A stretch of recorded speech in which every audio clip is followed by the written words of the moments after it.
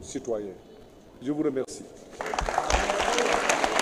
Mbokki Sénégal mbokki Sénégal mbokki Sénégal yi nekk fii ak bitim réew. Sénégal sunu réew woneeti na ci kanamu àdduna yëpp ni réew mu mag la.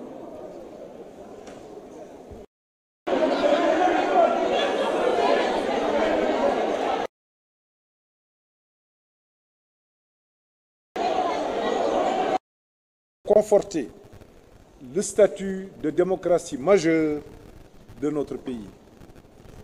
Je réitère mes félicitations au président Diomaye Faye.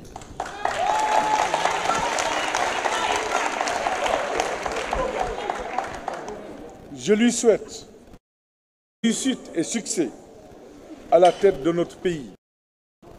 Puisse Dieu l'accompagner dans la réalisation de sa mission pour la grandeur de notre nation et le bien-être de nos populations. C'est pour moi le moment solennel de remercier tous nos compatriotes d'ici et de la diaspora qui ont. J'associe dans ces remerciements toute la classe politique, notamment mes adversaires d'un soir,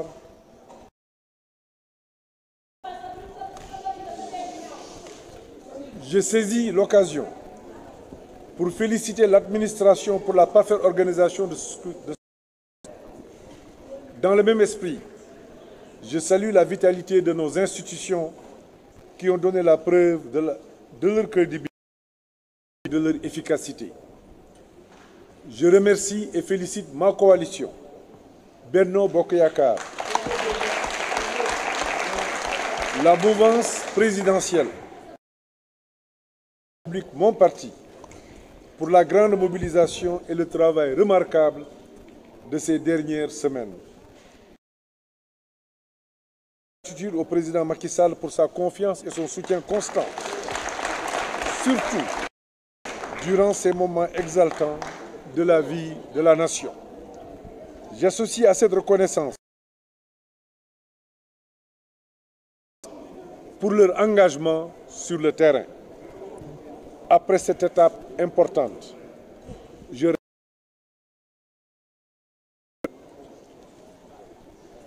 au service de mon pays et de mon peuple. Pour terminer, je remercie la presse nationale et internationale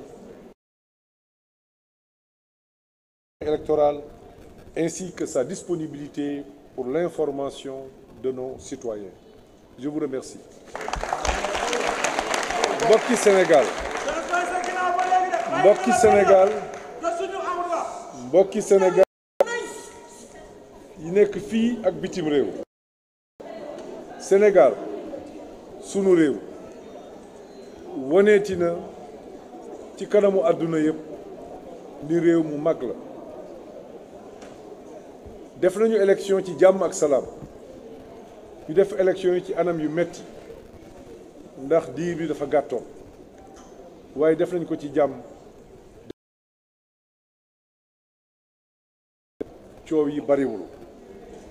Sénégalais yi génn nañu tànn nañu wax nañu li mbir mi génneegum mooy Bassirou Diomaye Faye moom moo jiitu moom la ñu élire au premier tour.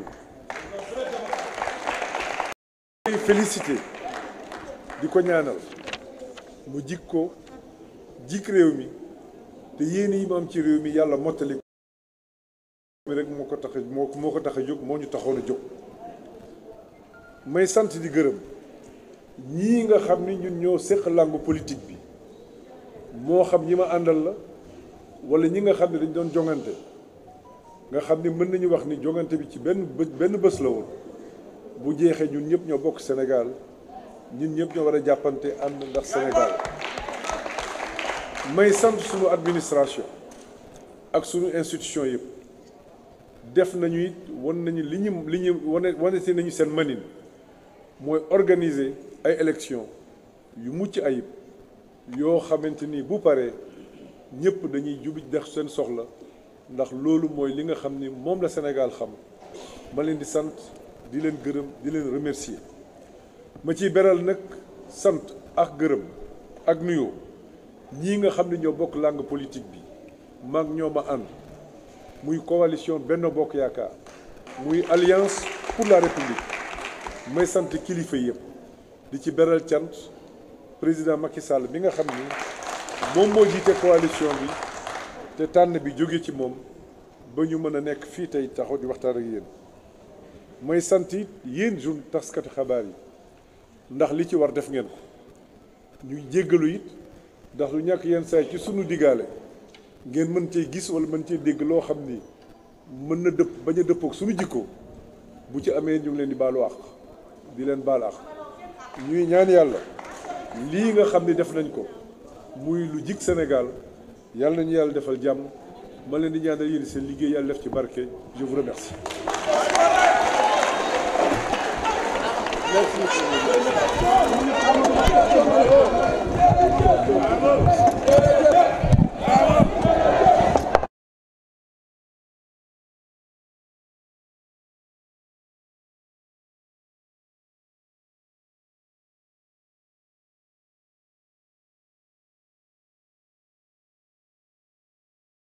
Démocratique. En effet, organisé dans des conditions inédites et au travers 1001 difficultés, la présidentielle de ce 24 mars restera dans notre histoire politique comme l'une des mieux organisées, des plus transparentes, des plus paisibles et des plus sincères. Par ce comportement, le peuple sénégalais a conforté la bonne santé de notre démocratie. Des centres urbains au plus profond de nos campagnes et dans la diaspora, les populations se sont fortement mobilisées pour rappeler le haut niveau de citoyenneté des électeurs. Par l'expression de leur souveraineté dans la paix et la sérénité, nos compatriotes ont conforté le statut de démocratie majeure de notre pays. Je réitère mes félicitations au président Diomaye Faye.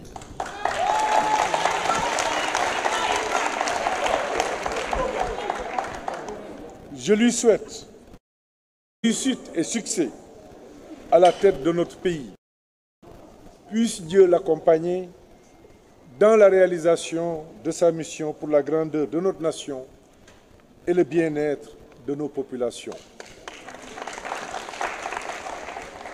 C'est pour moi le moment solennel de remercier tous nos compatriotes d'ici et de la diaspora qui ont...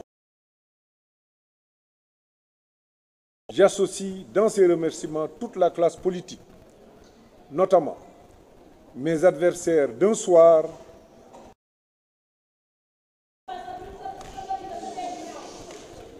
je saisis l'occasion pour féliciter l'administration pour la parfaite organisation de ce.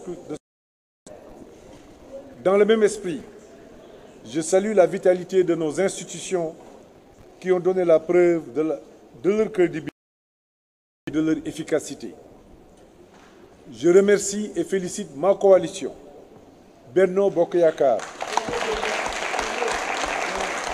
la mouvance présidentielle,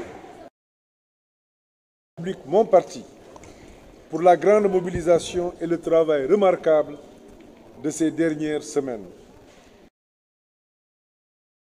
Gratitude au président Macky Sall pour sa confiance et son soutien constant, surtout durant ces moments exaltants de la vie de la nation. J'associe à cette reconnaissance pour leur engagement sur le terrain.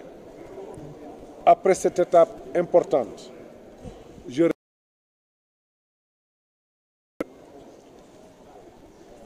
au service de mon pays et de mon peuple. Pour terminer, je remercie la presse nationale et internationale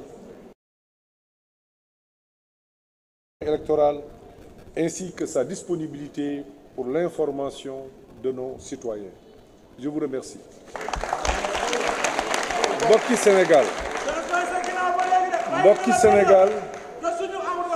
Mbokki Sénégal yi nekk fii ak bitim réew